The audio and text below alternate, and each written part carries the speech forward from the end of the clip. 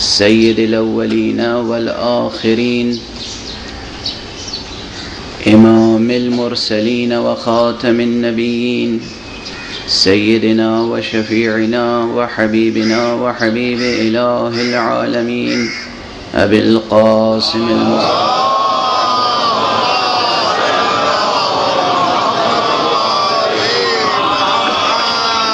وعلى أهل بيته الطيبين الطاهرين الهداة المهديين المعصومين المظلومين واللعنة الدائمة على أعداء الدين أجمعين. أما بعد، فقد قال الله تعالى عز اسمه في محكم كتابه ومتقن خطابه: بسم الله الرحمن الرحيم. قل إنما أنا بشر مثلكم يوحى إلي أنما إلهكم إله واحد فمن كان يرجو لقاء ربه فليعمل عملا صالحا ولا يشرك بعبادة ربه أحدا. صلوات الله.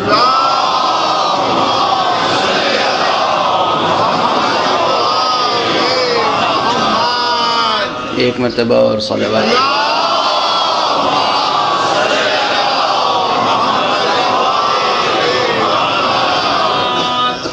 برادران عزیز، اس عشر محرم الحرام میں ہمارا عنوان گفتگو ہے مقام ختم نبوت اور انسان. کل کی گفتگو تمہید میں گزر گئی،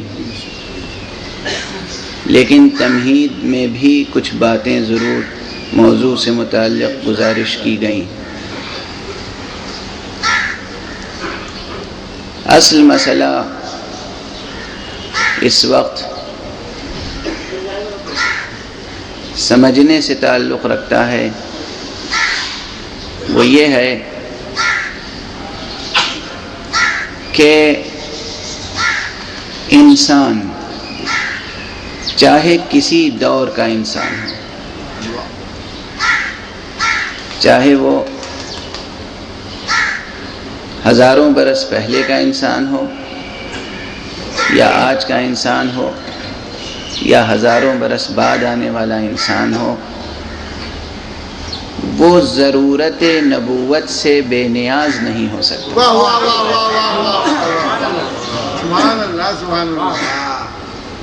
کبھی بھی انسانی معاشرہ، عالم بشری ضرورت نبوت سے بے نیاز نہیں ہو سکتا. میں ضرورت نبوت کہہ رہا ہوں. علمی بحث و گفتگو کا جو لوگ ذوق رکھتے ہیں وہ یہ جانتے ہیں کہ ایک ایک لفظ کے فرق سے بحث کی جہتیں مڑ جاتی ہیں. نبوت کا لازمہ نبی ہے، نبی کا لازمہ نبوت ہے، مگر میں یہ نہیں کہہ رہا ہوں کہ انسانی معاشرہ کبھی بھی نبی سے بے نیاز نہیں ہو سکتا.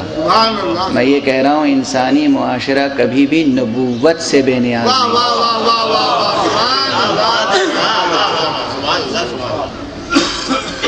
نبوت سے بے نیاز نہیں ہو سکتا.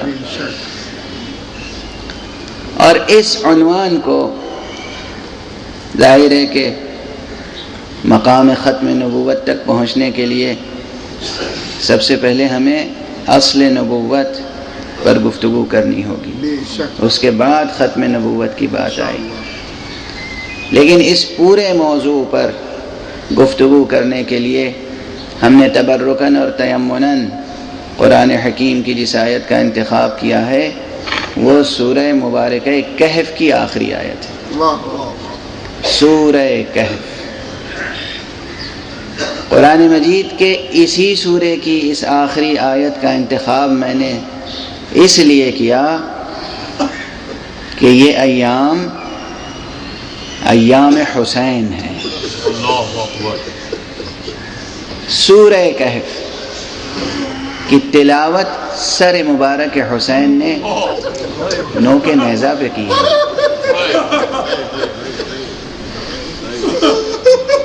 یہ شعراء کا بیان نہیں ہے،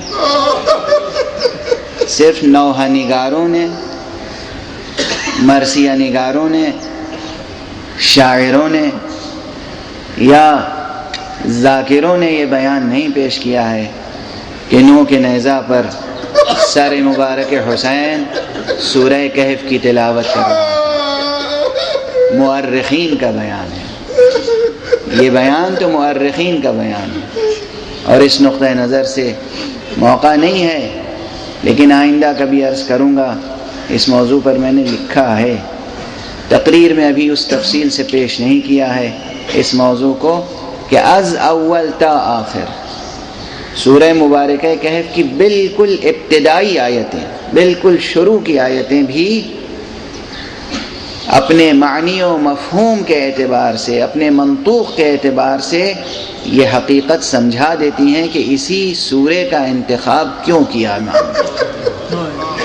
بہرحال یہ سورہ مبارکہ کہف کی آخری آیت ہے، اور خود اس آیت میں گفتگو کے ابعاد بہت زیادہ ہیں۔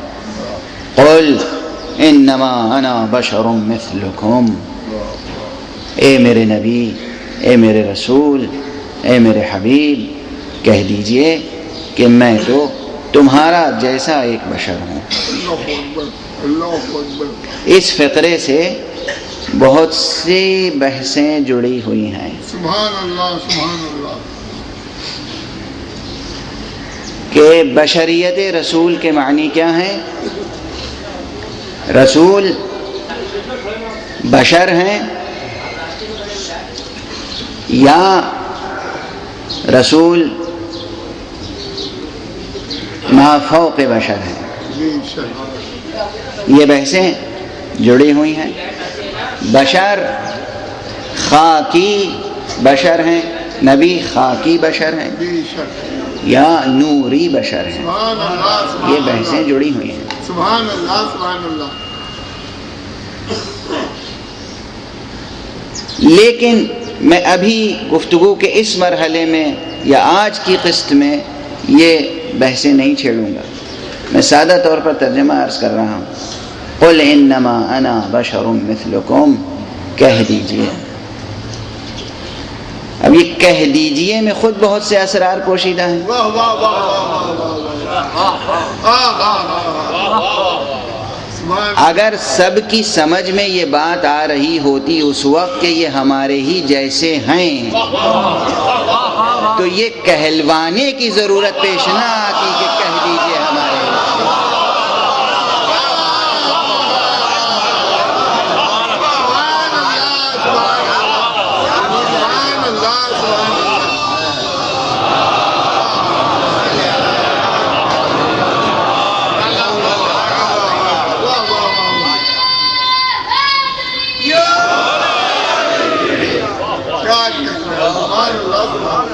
کہہ دیجئے کہ میں بشر ہوں، تمہارا ہی جیسا بشر ہوں۔ قل انما انا بشر۔ اب دیکھیے میری ایک مجبوری یہ بھی ہے کہ گفتگو کو وقت کے اندر ختم کرنا ہے، میری دوسری مجبوری یہ ہے کہ گفتگو کو اس سطح پر رکھنا ہے کہ جس سے تمام سامعین فائدہ اٹھا سکیں، ورنہ اگر صرف اس فقرے کی نحوی، صرفی اور بلاغی وضاحت کی جائے کہ اس میں کون سا کلمہ کہاں پر آیا ہے اور اس سینٹنس کے کمپوزیشن سے کیا کیا مفاہیم سامنے آتے ہیں، تو بحث بالکل دوسری سطح پہ ہوگی۔ لیکن اس کے لیے ضروری ہے کہ بیشتر سامعین یا تمام تر سامعین عربی گرامر کی تمام نزاکتوں سے واقف ہوں۔ اس لیے جس طرح سے بھی مجھ سے ممکن ہو سکے گا وہ نکات آپ تک منتقل کروں گا۔ کہہ دیجئے کہ میں قل انما انا بشر، کہہ دیجئے کہ میں بس بشر ہوں، واہ واہ واہ واہ واہ مثلکم تمہارا جیسا. واہ قل انما انا بشر مثلکم یوحا الیہ. میرا وصف یہ ہے کہ میری طرف وحی کی جاتی ہے. سبحان اللہ سبحان اللہ سبحان اللہ. یہ یوحا الیہ یہ جملہ جو ہے یہ صفت ہے، وصف ہے بشرن کے لیے. قل انما انا بشر مثلکم پہلی صفت، یوحا الیہ دوسری صفت. صفت یہ ہے کہ میری طرف وحی کی جاتی ہے. کیا وحی کی جاتی ہے؟ انما الہکم الہ واحد، واہ کہ بس تمہارا رب ایک ہی ہے، تمہارا معبود ایک ہی ہے، واہ واہ واہ واہ. ایک ہی ہے معبود. یعنی پیغام توحید مجھے دیا جاتا ہے. اور کس لیے دیا جاتا ہے؟ کہ فمن کان یرجو لقاء ربہ، بے شک. جو بھی اپنے رب سے ملاقات کا خواہش مند ہو، واہ واہ واہ واہ. سبحان اللہ. آرزو مند ہو، فَلْيَعْمَلْ عَمَلًا صَالِحًا وَلَا يُشْرِكْ بِعِبَادَةِ رَبِّهِ أَحَدًا. تو اسے چاہیے کہ وہ عمل صالح انجام دے اور مکمل طور پر شرک سے بچے. واہ واہ واہ. ذرہ برابر بھی اپنی عبادت میں، اپنی اطاعت میں، اپنی بندگی میں شرک کو راہ نہ دے. بے شک. یہ ہے ظاہری ترجمہ آیت. ظاہر ہے کہ اس میں یوحا الیہ کا فقرہ کہ میری طرف وحی کی جاتی ہے، یہ خود ذہن کو ملتفت کر دیتا ہے مستقل طور پر بحث وحی و نبوت کی طرف.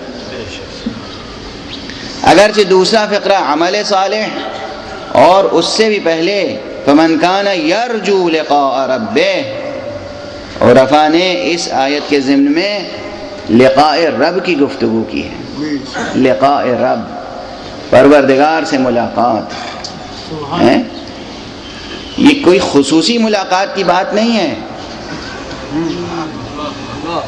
یہ منشور عمومی ہے. توجہ رہے، یہ منشور، یہ اعلان، یہ دعوت، یہ مژدہ عمومی ہے سب کے لیے، صرف مصطفیٰ جیسے انسانوں کے لیے نہیں ہے، صرف مرتضیٰ جیسے انسانوں کے لیے نہیں ہے. توجہ رہے، آپ کی ہمتوں کو للکار رہا ہوں.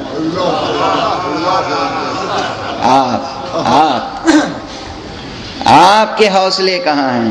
آپ کی ہمتیں کہاں ہیں؟ مرد کار بنیے، ہمت بلند کیجئے، حوصلہ بلند کیجئے. آپ کے لیے ہے یہ پیغام. فمن کان یرجو لقاء ربہ، جو بھی اپنے رب کی ملاقات کا خواہش مند ہو.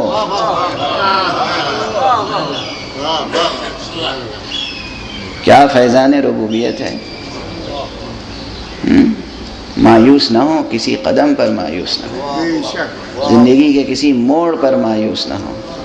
فمن کان یرجو لقاء ربہ، یہ لقاء رب کی بحث ہے، پروردگار سے ملاقات، پروردگار کے محضر میں، محضر رب میں حاضری، حضوری، بارگاہ پروردگار میں، بارگاہ حق میں حضوری، باریابی. اس بارگاہ میں باریابی، یہ باریابی کی راہ سب کے لیے کھلی ہوئی ہے. بے شک. باریابی کا راستہ اور دروازہ سب کے لیے کھلا ہوا ہے. شرط کیا ہے؟ کیسے باریابی ہوگی؟ تبھی باریابی ہوگی جب اس کے پیچھے پیچھے چلے کہ جس پر یہ وحی نازل ہوتی ہے.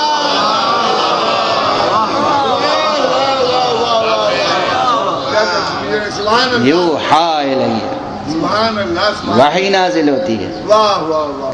جو صاحب وحی بشر ہے. بے شک. دیکھیے، ضرورت نبوت پر کل میں نے عرض کیا کہ اس گفتگو کا سیاق و سباق کیا ہے. ہر گفتگو کے لیے ایک فریم آف ریفرنس ہوتا ہے. بے شک. عموماً جو لوگ بہت زیادہ ایکیڈمک بحثوں سے مانوس ہیں وہ جانتے ہیں کہ اس کے معنی کیا ہیں۔ ہر بحث کا ایک فریم آف ریفرنس ہوتا ہے، اس سے باہر گفتگو نہیں جانی چاہیے، تبھی وہ گفتگو معنی خیز ہوتی ہے۔ ممبروں کی گفتگو عام طور پر ممبروں کی گفتگو کو بس عمومی فن خطابت کا حصہ سمجھا جاتا ہے۔ عمومی فن خطابت کے تقاضے کچھ اور ہیں۔ بے شک عمومی فن خطابت کے تقاضے یہ ہیں کہ خطابت کی بنیاد صرف مشہورات و مقبولات پر رکھا جائے،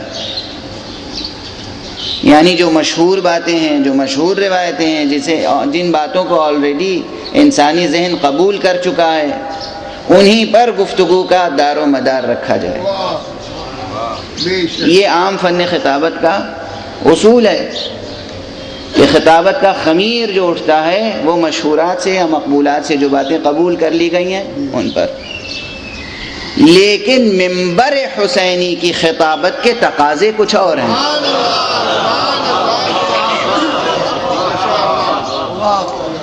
منبر حسینی نہیں ہے، جیسے میں نے کل اس علم کے لیے کہا تھا، یہ علم عباس کہلاتا ہے، علم حسین کہلاتا ہے، پرچم حسینی کہلاتا ہے، مگر یہ ہے کیا در حقیقت؟ یہی پرچم اسلام ہے، یہی پرچم توحید ہے، یہی پرچم نبوت ہے۔ اسی طرح یہ منبر کہلاتا ہے منبر عزا، یہ منبر کہلاتا ہے منبر حسینی، مگر یہ منبر ہے منبر صاحب سلونی۔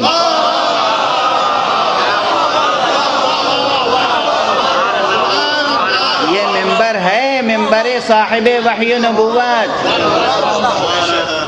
یہ ان کی یادگار ہے، یہ شبیہ ہے ان کی یادگار۔ اور میری سمجھ میں نہیں آتا کہ جو لوگ شبیہوں کے منکر بھی ہیں وہ ہر مسجد میں منبر کی شبیہ ضرور بناتے ہیں۔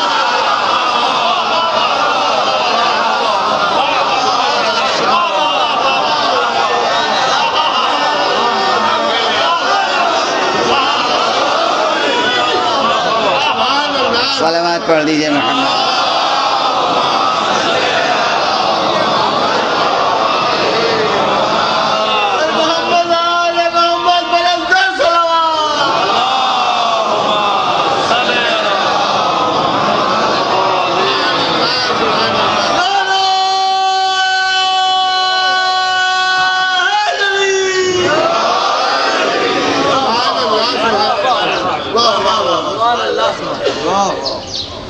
یہ ممبر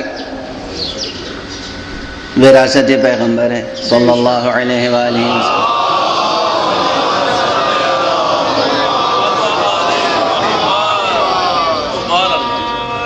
وہ تہذیب جو ہمیں ملی دربار نبوت سے، اس تہذیب کی جو خاص چیزیں ہیں، خاص علامتیں ہیں، ان میں سے ایک ممبر ہے۔ اور ہر مسجد کا ممبر دیکھ کر مجھے ممبر کی پوری تاریخ یاد آ جاتی ہے، ہر وہ ممبر یاد آ جاتا ہے جس پر نبی نے کبھی بھی کوئی کلام کیا ہو، چاہے وہ پتھر کی چٹانوں سے بنایا گیا ہو، چاہے وہ ریت کا ٹیلا ہو، چاہے وہ کجاووں کا ممبر ہو، تمام ممبر یاد آتے چلے جاتے ہیں۔ یہ ممبر دراصل وہ یادگار ہے کہ جو صاحب وحی و نبوت کی یادگار ہے، اس کی شبیہ ہے۔ تو اس ممبر پر جو خطابت ہو، اس خطابت کا معیار عمومی خطابت سے بہت مختلف ہونا چاہیے۔ اور اگر آپ اس جملے کو اس کی صحیح اسپرٹ میں قبول کریں تو میں عرض کروں کہ عام خطابت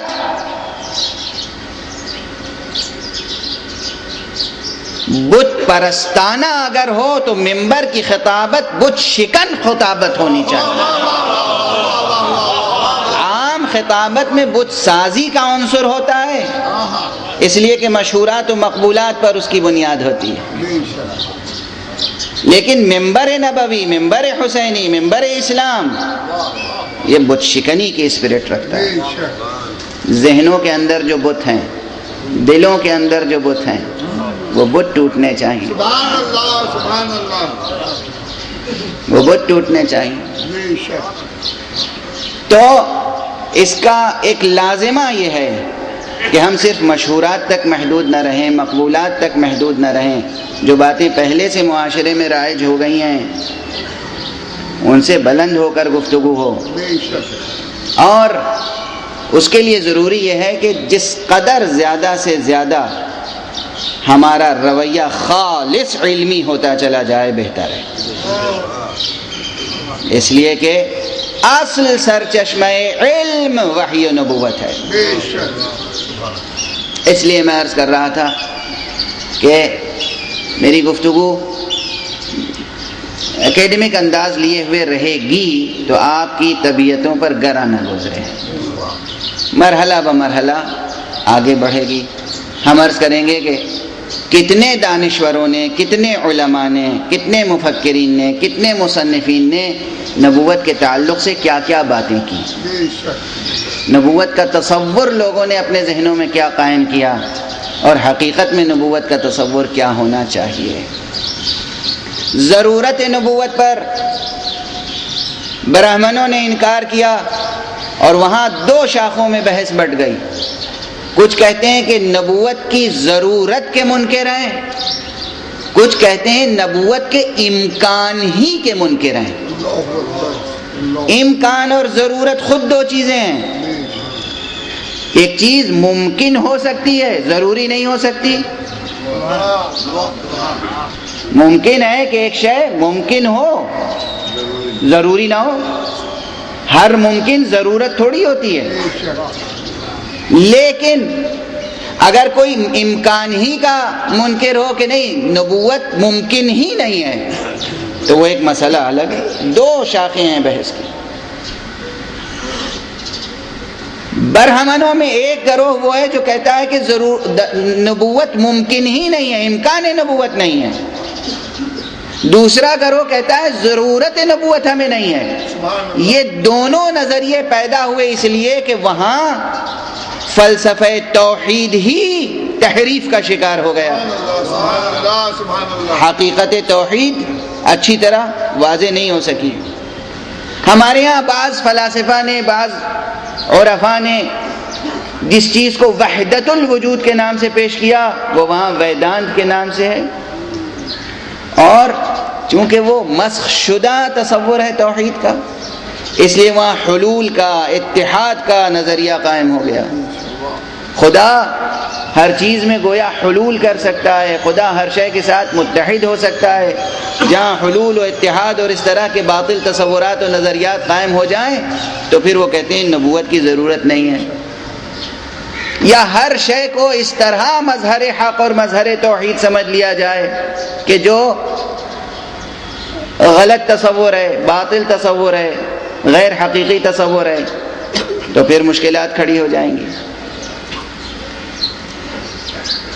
حکماء نے، عرفاء نے، متکلمین نے اپنی اپنی سطح پر گفتگو کی۔ بے شک عرفاء وہ کہلاتے ہیں کہ جو علم عرفان اور علم توحید میں بحث کرتے ہیں۔ بے شک متکلمین وہ کہلاتے ہیں جو علم کلام میں بحث کرتے ہیں۔ سبحان اللہ سبحان اللہ حکماء وہ کہلاتے ہیں جو علم حکمت یا فلسفے میں بحث کرتے ہیں۔ یہ تینوں علوم الگ الگ ہیں، ایک کو دوسرے میں ملانے کی اور خلط ملط کرنے کی کوشش نہیں کرنی چاہیے۔ بے شک ہر گروہ نے اپنی اپنی سطح پر نبوت کی ضرورت کو ثابت کرنے کی کوشش کی۔ سبحان اللہ سبحان اللہ ان کے نظریات کو بھی دیکھیں گے کہ کیا کہتے ہیں، مگر قرآن مجید نے نبوت کو ایک وجودی حقیقت کے طور پر پیش کیا۔ واہ واہ واہ واہ سبحان اللہ اسی آیت میں قل انما انا بشر مثلکم یوحی الی، کہہ دیجئے کہ میں بشر ہوں تمہارا جیسا، مگر مجھ پر وحی نازل ہوتی ہے، واہ میں صاحب وحی ہوں، وہی ایک وجودی حقیقت کے طور پر پیش کیا ہے قرآن نے. جو چیز وجود رکھتی ہو اس چیز کے لیے بڑی نظریہ سازی کی ضرورت نہیں رہ جاتی. صرف اپنے ذوق نگاہ کو، اپنی فہم کو، اپنے علم کو، اپنی عقل کو اس سطح تک بلند کرنے کی ضرورت ہوتی ہے کہ جو اس شے کی سطح وجود ہو. کوئی ایسا فرد چاہیے، کوئی ایسا مرد چاہیے جو یہ کہہ سکے، جب کہنے والا کہے میں صاحب وحی ہوں، میں صاحب نبوت ہوں، تو کوئی آگے بڑھ کر یہ بھی کہہ سکے کہ میں وہ ہوں جو نبوت کا نور دیکھتا ہوں اپنی آنکھوں سے، میں وہ ہوں جو نبوت کی خوشبو سونگھتا ہوں. صلوات پڑھ دیجئے محمد.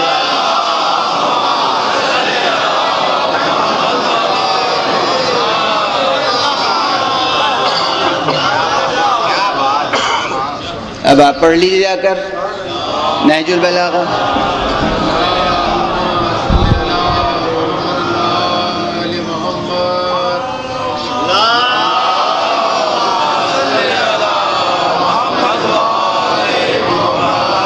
ایک اور بلند تر صلوات.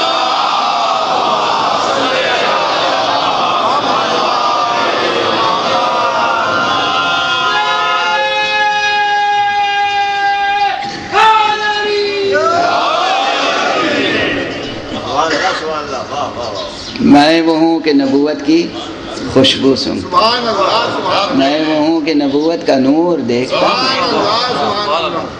نبوت ایک وجودی حقیقت ہے، نبوت ایک وصف ہے. اور کیا ہے اس کی ضرورت؟ کیا نبوت کی ضرورت؟ کیا یہ وصف کیوں پیدا کیا خالق نے؟ اگر پروردگار عالم یہ چاہتا کہ انسان اسی طرح اس کی اطاعت کرے جس طرح جمادات کرتے ہیں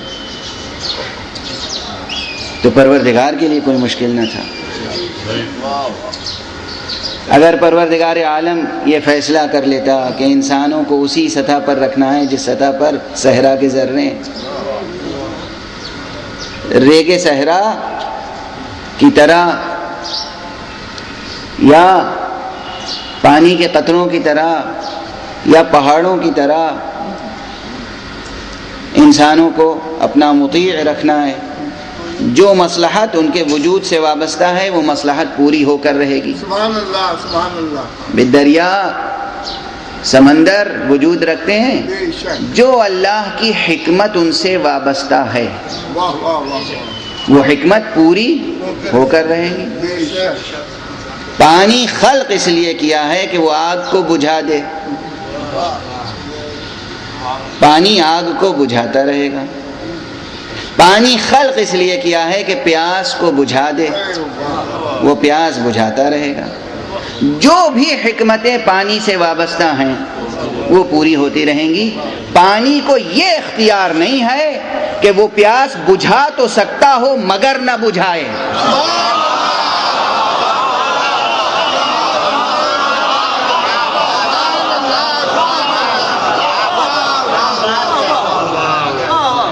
یہ اختیار پانی کو نہیں. پانی میں پیاس بجھانے کی صفت ہے مگر وہ یہ فیصلہ کر لے کہ میں ان کی پیاس بجھاؤں گا، ان کی نہیں بجھاؤں گا. پانی کو یہ اختیار نہیں، یہ فیصلہ کرنے کا اسے حق نہیں. پانی کو بس یہ کرنا ہے کہ جو بھی اس کے پاس آ جائے اس کی پیاس بجھائے. آگ کا کام ہے حرارت بخشنا، وہ حرارت عطا کرے گی. جو بھی اس کے قریب آئے اسے حرارت ملے گی، اسے روشنی ملے گی. اور اگر زیادہ قریب آ جائے تو آگ کا کام ہے جلانا، وہ جلا کر رہے گی. وہ یہ نہیں دیکھے گی کہ ان کا دامن جلانا ہے، ان کا بچانا ہے.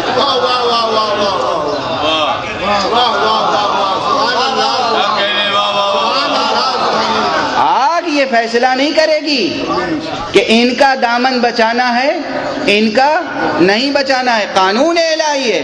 جو حکمت جو مصلحت آگ سے وابستہ ہے وہ پوری ہو کر رہے گی. غور فرمایا آپ نے. اب اگر کہیں کسی کو آگ میں ڈال دیا جائے پھر بھی نہ جلے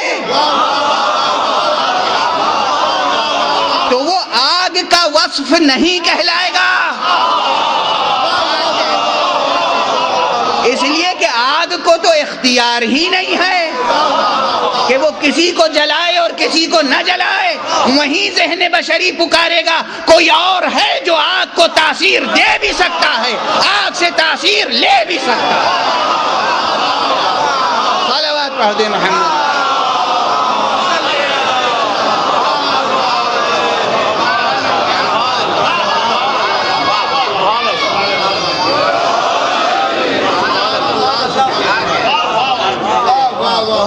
اور فرمایا آپ کوئی ہے یہ جو معجزات ہیں نا, معجزات اسی لیے ہیں کہ معجزات صاحب منصب کو بھی پہچانواتے ہیں اور خالق کائنات حضرت حق سبحانہ و تعالی معبود برحق کو اسے بھی پہچانواتے ہیں.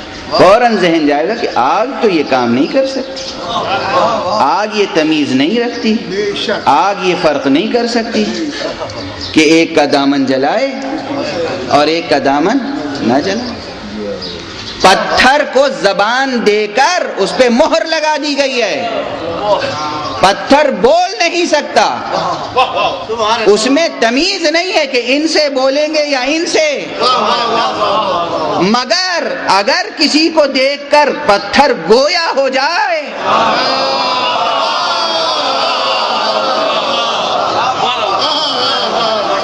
بس فیصلہ ہو جائے گا کہ کوئی اور طاقت ہے. بہرحال جتنی چیزیں ہیں وہ سب جو حکمت جو مصلحت ان سے جڑی ہوئی ہے وہ اس حکمت اور اس مصلحت کو پورا کریں گے قہری طور پر.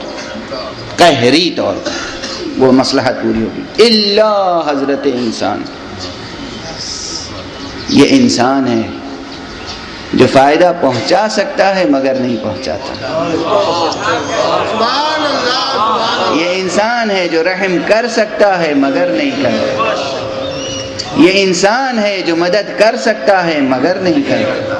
یہ انسان ہے جو خیرات کر سکتا ہے مگر نہیں کرتا. یہ انسان ہے جو مساوات برت سکتا ہے مگر نہیں برتتا. یہ انسان کو ارادہ دے کر اختیار دے کر اس منزل پر لایا گیا. اب آپ کہیں گے کیوں لایا گیا؟ بعض حضرات پوچھتے ہیں اس سوال کو بہت دوسری سطح پر. میں یہی ایک جملہ کہہ کر آگے بڑھ جاؤں. آپ خود فیصلہ کر دیے خدا را, آپ کو پتھر کی سطح پہ رہنا عزیز ہے یا انسان کی سطح؟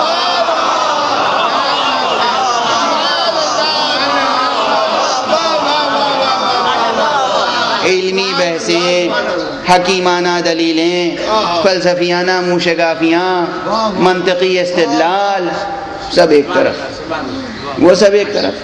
وجداناً بتائیے آپ کا وجدان کیا کہتا ہے, آپ کا شعور ظاہری کیا کہتا ہے, فوراً آپ کا دل کیا کہتا ہے کہ آپ کو اس طرح ہونا چاہیے تھا پتھر جیسا یا انسان ہونا چاہیے؟ آپ کو غلامی پسند ہے یا آزادی؟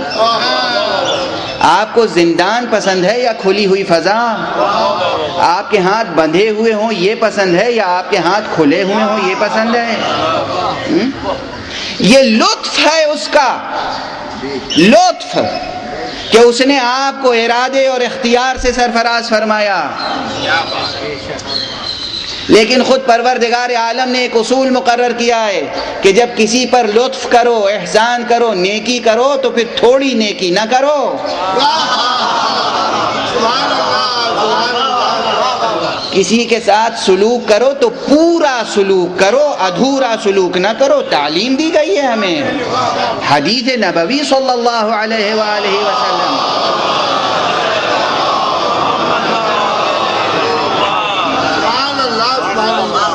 حسن سلوک کرو تو پورا حسن سلوک کرو، یہ اخلاقیات ہیں۔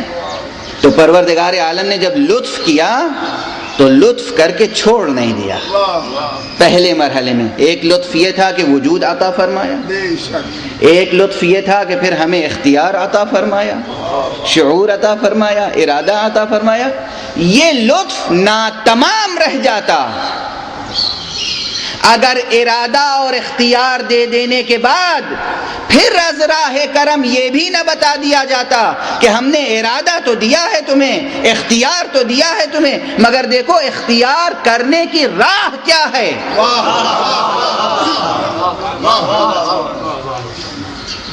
ماں باپ اپنے بچوں کی تربیت اس طرح کرتے ہیں کہ کبھی کبھی انہیں تنہا بھیج دیتے ہیں، یہ لیجئے پیسے، جائیے کتابوں کا میلہ لگا ہوا ہے مثلا، دیکھ کے آئیے، مگر دیکھیے یہ سن لیجئے کہ کتابوں کا انتخاب کیسے کرتے ہیں۔ ابھی آپ بچے ہیں، ابھی آپ اسٹوڈنٹ ہیں، آپ خود جائیے تاکہ یہ احساس ہو کہ آپ نے خریدی ہے کتاب، یہ نہیں کہ پاپا نے خرید کے دے دی، بابا نے خرید کے دے دی۔ آپ اپنے شوق سے، اپنے ذوق سے کتاب خریدیے، مگر یہ بتائے دیتے ہیں کہ کتاب کو چنا کیسے جاتا ہے، انتخاب کیسے کیا جاتا ہے۔ پہلے موضوع دیکھیے گا، اور پھر صرف موضوع ہی نہ دیکھیے گا۔ عموماً یہ ہوتا ہے کہ اب آج کل ہر موضوع پر کوئی بھی لکھ دیتا ہے۔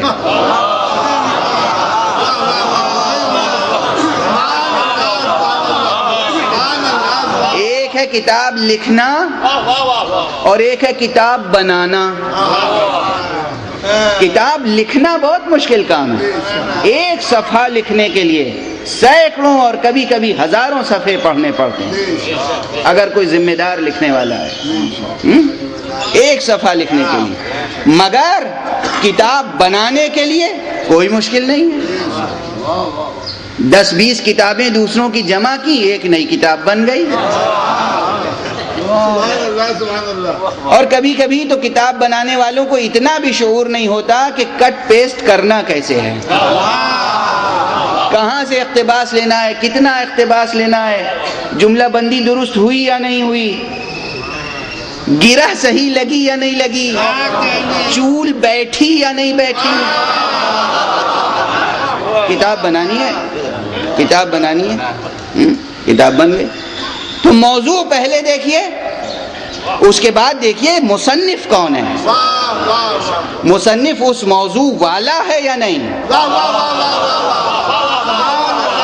پھر اس موضوع کی دنیا میں اس کا رتبہ کیا ہے، وہ خود مبتدی ہے یا متوسط ہے یا منتہی ہے، وہ محقق ہے یا غیر محقق ہے، وہ مقلد ہے یا مجتہد ہے۔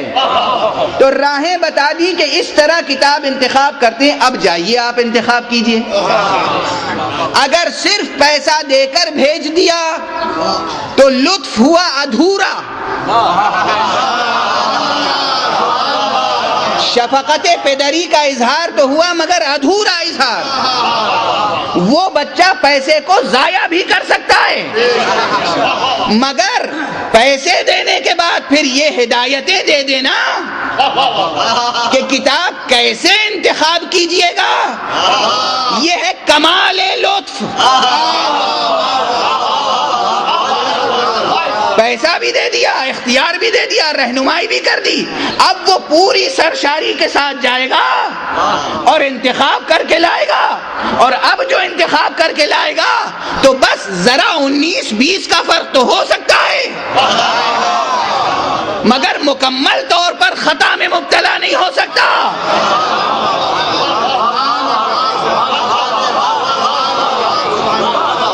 مکمل طور پر وہی خطا میں مبتلا ہوگا جو فرما بردار نہ ہو۔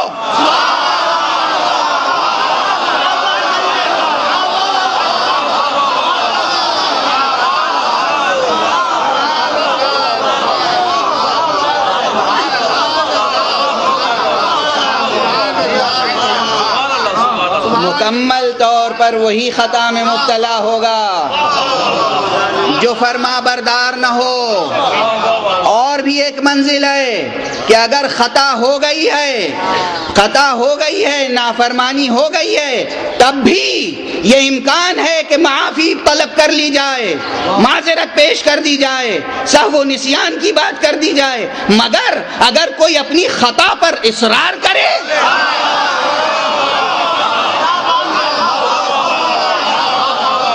خطا ہی کو اپنا درہ امتیاز سمجھے, کوئی کہے کہ ہوگی وہی آپ کے پاس, ہمارے پاس بھی خطا اجتہادی ہے.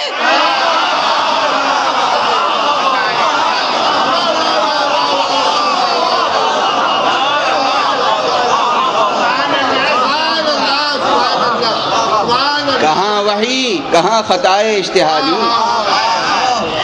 اصل وحی کے مقابلے میں اجتہاد کی ضرورت نہیں ہے, چہ جائے کہ خطا اجتہادی. بہرحال عرض صرف یہ کر رہا تھا کہ جب لطف کیا جائے تو کمال لطف کے ساتھ. آپ نے بچے کو پیسے دیے, اس کے بعد سمجھایا کہ موضوع کا انتخاب کیجئے, مصنف کا انتخاب کیجئے. تیسری چیز بھی بتائی جا سکتی ہے, پھر دیکھیے کہ اس مصنف نے وہ کتاب جو لکھی ہے وہ کس سطح کے ریڈر کے لیے لکھی ہے.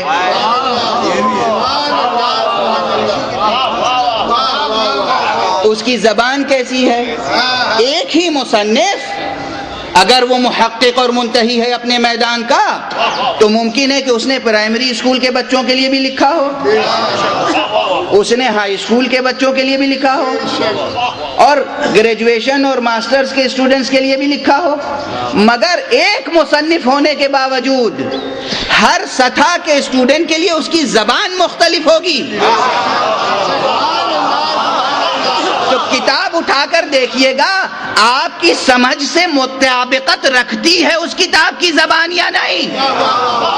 اپنی سطح سے بلند ہو کر اگر پڑھنا چاہا تب بھی غلطی ہو سکتی ہے.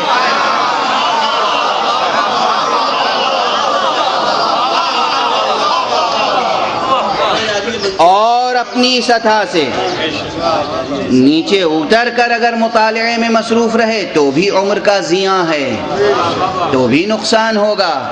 یہ سب ہدایتیں جو آپ دے رہے ہیں تو کیا یہ ہدایتیں اس کے اختیار کی بندش ہے؟ کیا بچہ کہہ سکتا ہے کہ آپ تو مجھے غلام بنا رہے ہیں, آپ تو میری فکر اور عقل کو معطل کر رہے ہیں؟ نہیں, جیسے جیسے اسے ہدایت ملے گی وہ خود خوش ہوگا اور آپ کی شفقت کی داد دے گا. میرے بابا کس قدر مہربان ہیں, بابا کس قدر دانشمند ہیں, بابا کس طرح تربیت کر رہے ہیں. ایک بچہ اگر باپ سے ہدایتیں پائے تو شکر ادا کرتا ہے. کیسی ہے وہ امت جو نبی سے ہدایت پائے اور شکر ادا نہ کرے.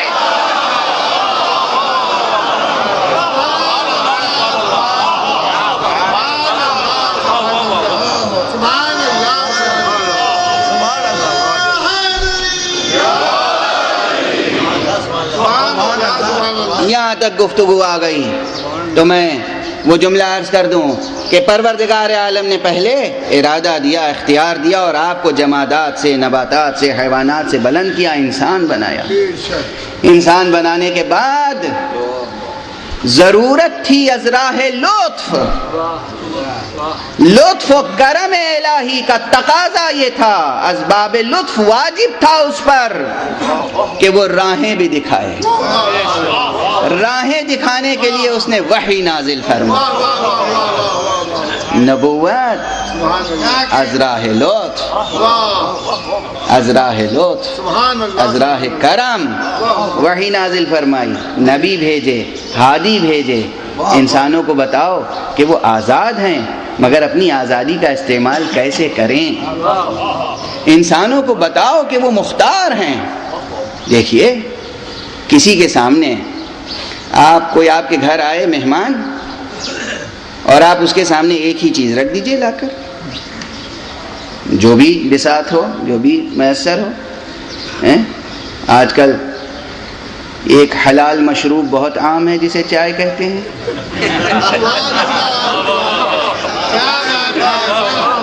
آپ نے چائے بنائی, لا کے رکھ دی. چائے لا کے رکھ دینے کے معنی دونوں ہو سکتے ہیں. یا تو آپ اپنی مجبوری کا اعتراف کر رہے ہیں کہ میرے پاس جو تھا وہ حاضر ہے، اب کچھ نہیں ہے،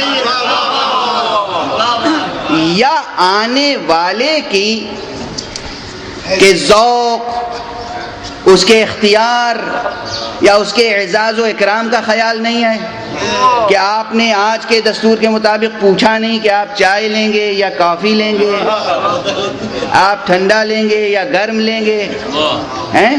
یہ پوچھنا ایک تو اعزاز ہے کہ ہم آپ کی تواضع اس طرح کرنا چاہتے ہیں جس طرح آپ پسند کریں۔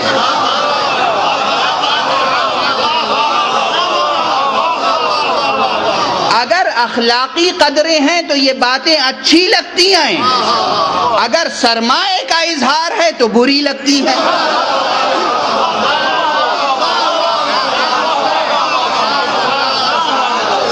عمل ایک ہوتا ہے، عمل ایک ہوتا ہے بظاہر، اس کے اندر جو اسپرٹ ہے، جو روح ہے، روح عمل، وہ نیت سے تعلق رکھتی ہے۔ اگر کوئی مہمان آیا اور آپ نے پوچھا جناب کیا لیں گے یہ بتائیے،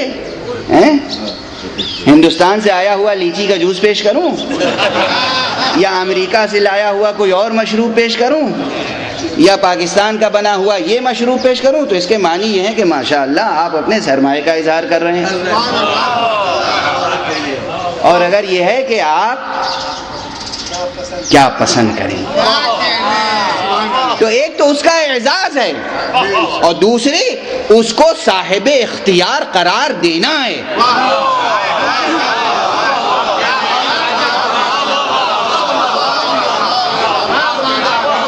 اس کو صاحب اختیار قرار دینا ہے۔ کبھی فرض کیجئے پوچھا بھی نہیں، چن دی نعمتیں دسترخوان پہ، آپ جو پسند کریں، یہ جو آپ جو پسند کریں والی بات ہے۔ اور پھر اگر کوئی اجنبی ہے مجھ جیسا جو دیہاتوں میں رہا، مدرسوں میں رہا، نئی دنیا میں جھانک کر دیکھا تک نہیں، اسے معلوم ہی نہیں کہ کھانے کی کتنی قسمیں ہیں، چائنیز ڈشز کیسی ہوتی ہیں، میکسیکن فوڈ کیسا ہوتا ہے، امریکن پذیرائی کیسی ہوتی ہے اور جاپنیز کیسی ہوتی ہے، تو جو لائق ہمارے دوست ہیں وہ بتاتے ہیں کہ دیکھیے اس کا اس طرح استعمال ہوتا ہے۔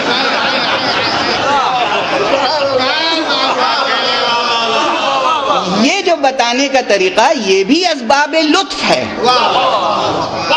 یعنی ہم آپ کی تواضع بھی کرنا چاہتے ہیں، پورے اعزاز کے ساتھ اختیار بھی دینا چاہتے ہیں، فوائد بتا دیتے ہیں، نقصانات بتا دیتے ہیں۔ اب آپ جو اختیار کریں، نعمتیں آپ کے سامنے ہیں۔ پروردگار عالم نے یہ کائنات بنائی، کائنات بنانے کے بعد امکان در امکان، امکان در امکان، امکان در امکان نہ جانے کتنی نعمتیں پنہا کر دیں، اور اس کے بعد یہ ساری نعمتیں انسان کے لیے وقف کر دیں، اور وقف کرنے کے بعد انسان کو ارادہ اور اختیار عطا کیا۔ ارادہ اور اختیار عطا کرنے کے بعد وحی بھیج دی، نبوت بھیج دی، اور کہا بتاؤ انہیں کیا چیز کیا حقیقت رکھتی ہے، کیا انتخاب کریں کیا انتخاب نہ کریں۔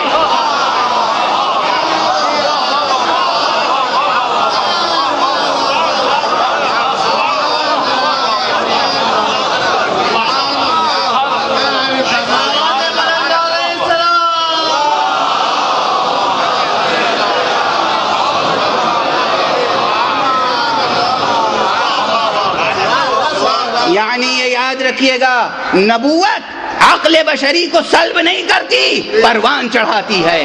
نبوت اختیار بشری کو سلب نہیں کرتی، اختیار کی تربیت کرتی ہے، اختیار کو پروان چڑھاتی ہے۔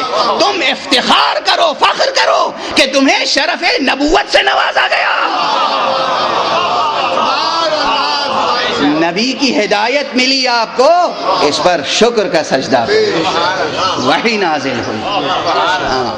ایک مرحلہ اور بس ایک دو جملے میں عرض کروں، چونکہ خود میرے معین کردہ وقت کے مطابق وقت ختم ہو چکا ہے۔ ہمارے بانی اعضاء کی خواہش تو یہ ہوتی ہے کہ پورا عشرہ ایک ہی دن پڑھ دوں، لیکن بہرحال میری اپنی صحت کی مجبوریاں ہیں، میری آواز کی مجبوریاں ہیں، تو مجھے اپنی طبیعت پہ لگام لگانی پڑتی ہے۔ بہرحال ایک مسئلہ اور، ذرا ایک قدم گفتگو آگے بڑھ جائے. نبوت ہمارے ارادے کے لیے ایک خراج تحسین ہے. نبوت ہمارے اختیار کی کو پروان چڑھانے کے لیے ایک لطف کبریائی ہے. لطف کبریا ہے، ایک کرم الہی ہے. اور اس سے ایک مسئلہ اور حل ہوتا ہے، بہت بڑا مسئلہ، اور وہ مسئلہ یہ ہے کہ انسان کے پاس عقل ہے، انسان کے پاس نفس ہے، انسان کے پاس خواہشات ہیں، انسان کے پاس اختیار ہے. اگر ہر انسان معاشرہ انسانی کی تنظیم اپنی خواہشات کے مطابق کرے تو کبھی امن برقرار نہیں ہو سکتا.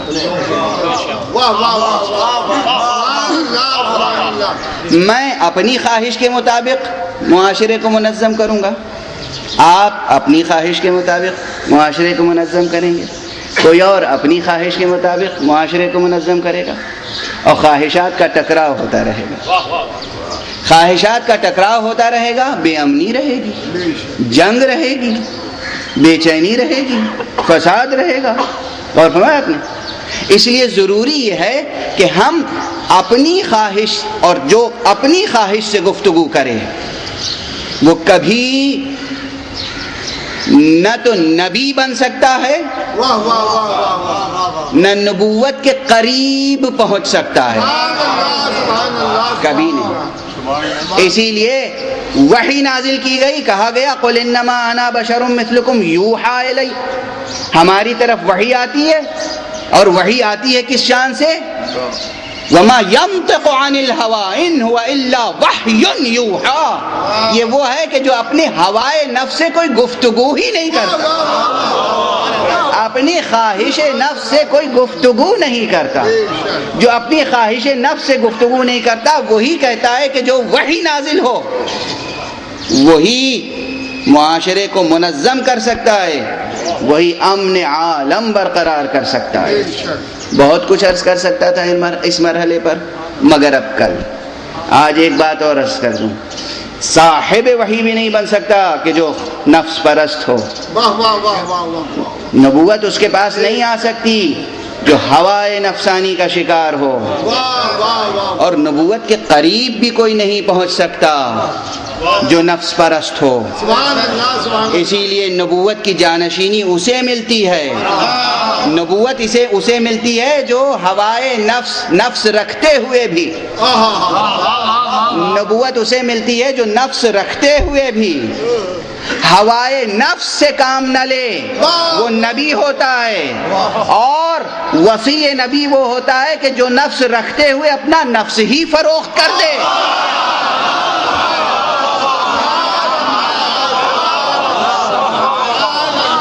مرضی رب کے صلے میں نفس فروخت کر دے. وَمَن يَشْرِي نَفْسَهُ ابْتِغَاءَ مَرْضَاتِ اللَّهِ. کون ہے کہ جو اپنے نفس کو بیچ دیتا ہے اللہ کی مرضیوں کو حاصل کرنے کے لیے؟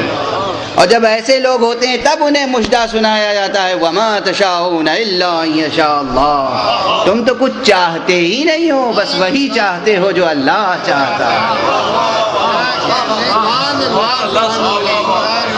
چاہتیں رکھیں، مگر ہمارے لیے تقاضا یہ رکھا کہ ہم اپنی چاہت سے اس چیز کا انتخاب کریں جو مرضی معبود کے مطابق ہو.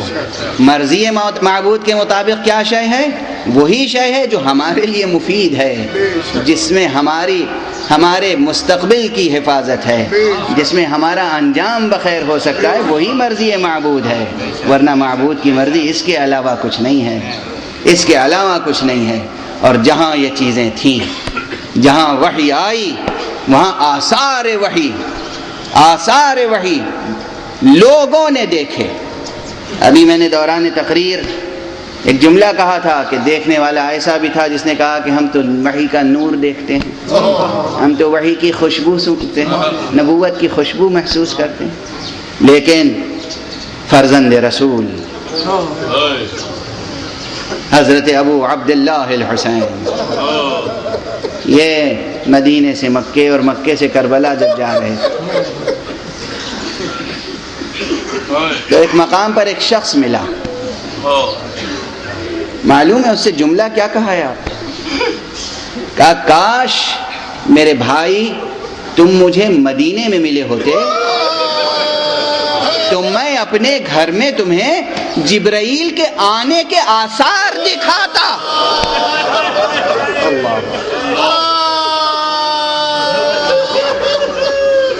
آثار وحی، آثار وحی، کاش تم مدینے میں آئے ہوتے تو میں اپنے گھر میں وحی کے آثار دکھاتا، جبرائیل کے آنے جانے کے آثار دکھاتا۔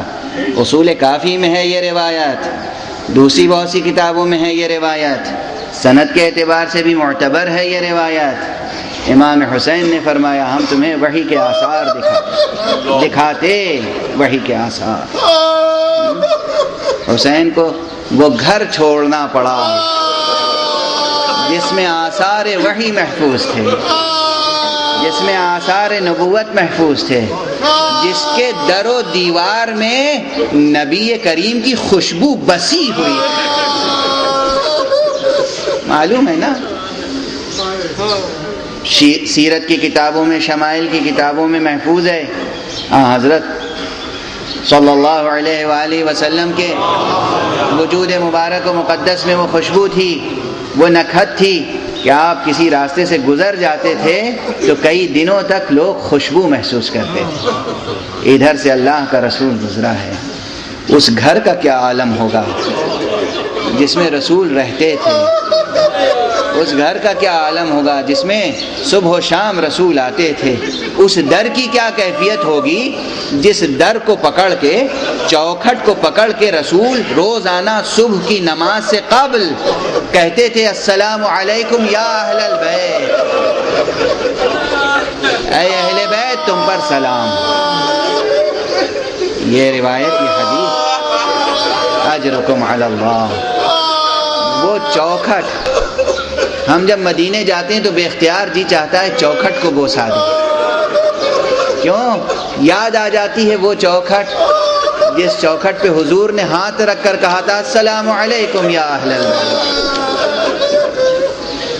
حسین کو یہ غم رہا کاش تم مدینے میں ملے ہوتے تو ہم تمہیں وہ آثار دکھاتے جو آثار جبرائیل کے آنے جانے کے آثار تھے، وحی کے آثار تھے۔ اور یہ بھی کل عرض کر چکا کہ خود جو مدینے میں تھے ان کو آثار نبوت کس طرح دکھائے، جناب ام سلمہ سے کس طرح رخصت ہوئے، جناب ام سلمہ سے کس طرح رخصت ہوئے۔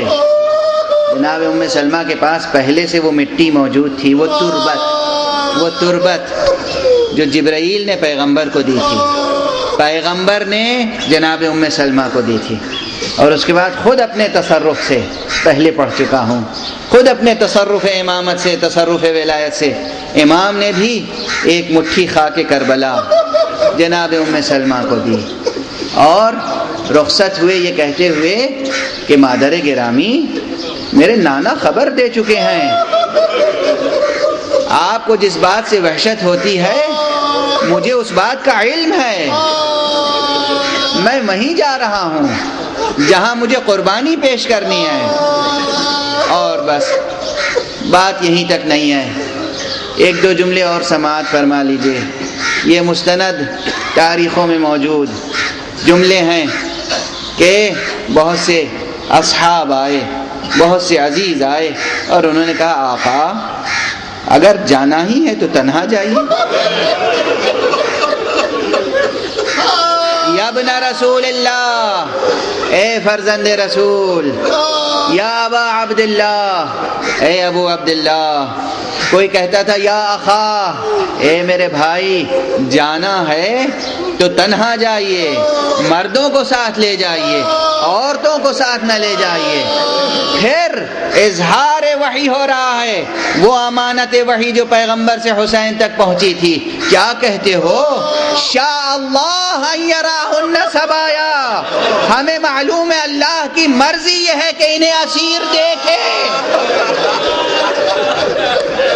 ہمیں علم ہے یہ اسیر ہوں گے، یہ اہل بیت اسیر ہوں گے، اور اس کے ساتھ ساتھ بار بار یہ جملہ فرمایا ہے، بار بار یہ جملہ۔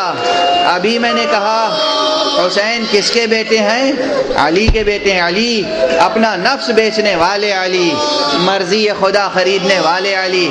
حسین کا جملہ مدینے میں بھی ہے اور مکے میں جو خطبہ دیا ہے اس میں ایک جملہ ہے، کہتے ہیں رضا اللہ رضانا اہل البیت، اللہ کی رضا ہم اہل بیت کی رضا ہے، اللہ کی مرضی ہم اہل بیت کی مرضی ہے۔ اس شان سے نکلے ہیں، اس شان سے نکلے ہیں۔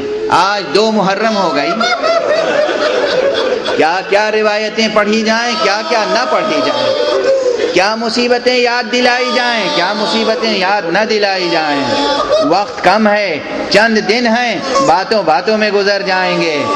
2 محرم بعض روایتوں میں بعض مورخین نے لکھا ہے کہ بدھ کا روز تھا، بعض نے لکھا ہے جمعرات کا روز تھا، اور یہ زیادہ قرین حقیقت ہے کہ جمعرات کا روز تھا 2 محرم، جب سرکار سید الشہداء کا قافلہ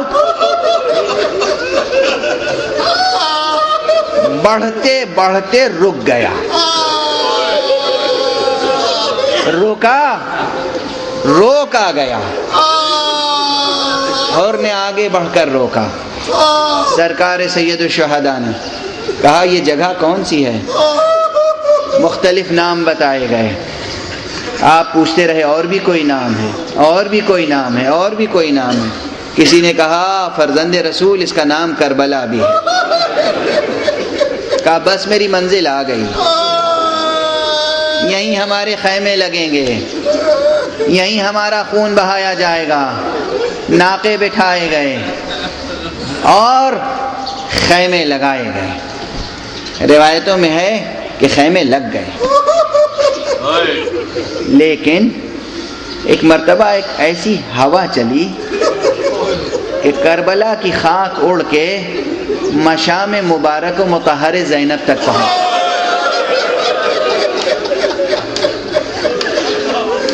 وہ غبار جو بی بی کے چہرے پر پڑا، وہ غبار جو بی بی کے مشام مبارک تک پہنچا، بی بی نے ایک مرتبہ روتے ہوئے کہا کہ کوئی میرے بھائی کو تو بلا دے۔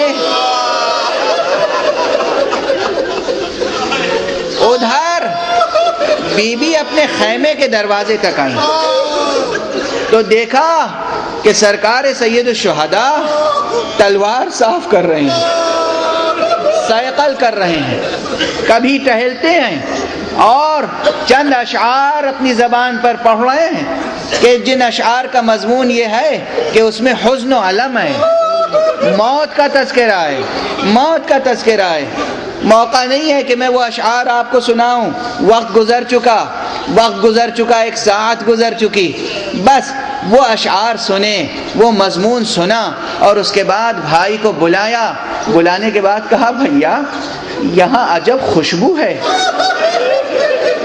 اس مٹی میں، اس سرزمین پر عجب خوشبو ہے، عجب کیفیت ہے، وحشت ہو رہی ہے، میرا دل مضطرب ہے۔ سرکار سید الشہداء نے، علی کی بیٹی تھی زینب، زینب کے اوپر ذمہ داریاں بھی آنے والی تھیں، اس لیے کچھ چھپایا نہیں۔ کہا بہن زینب ارے یہی کربلا ہے، یہیں ہم ذبح کیے جائیں گے، یہیں ہمارے بچے ذبح کیے جائیں گے۔ بی بی نے یہ سنا اور سننے کے بعد مدینے کا رخ کیا، واہ محمدہ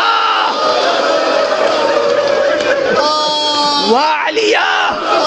کہا بھیا ارے میں نے بچپن سے آج تک کتنی مصیبتیں دیکھی، رسول اللہ کی وفات دیکھی، اپنی مادر گرامی فاطمہ زہرا کی وفات دیکھی، میں نے اپنے بابا کی وفات دیکھی، میں نے بھائی حسن کا جنازہ اٹھتے ہوئے دیکھا۔ بھیا اب اپنی سنانی نہ سناؤ۔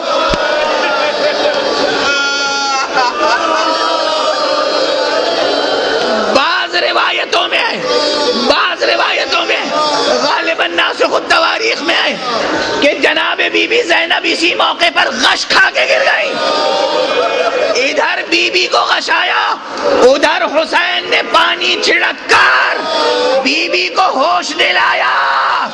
میں کہوں گا آقا آج 2 محرم ہے،